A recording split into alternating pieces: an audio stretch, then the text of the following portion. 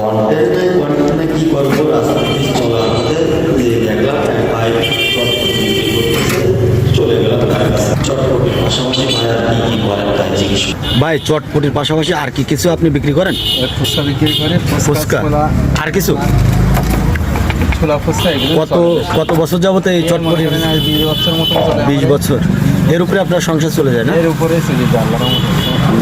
কয় ছেলে কয় মেয়ে ভাই? আমার এক ছেলে 2 মেয়ে। আলহামদুলিল্লাহ, তারা তো পড়ালেখাই করছে। হ্যাঁ, সব এর উপর দিয়ে নির্ভর করে।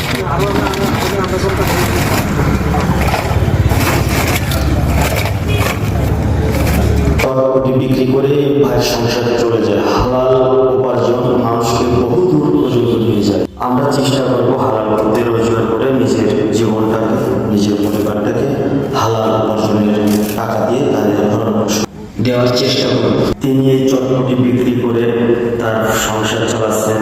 তার যাবতীয় যা খরচ এই সংসার এই চটপটির দোকানের উপরে দিয়ে হালাল পথে উপার্জন করতে চাইলে আল্লাহ সুবহানাহু ওয়া তাআলা তিনি নিজেই সেই আয়োজিত করতে দেন।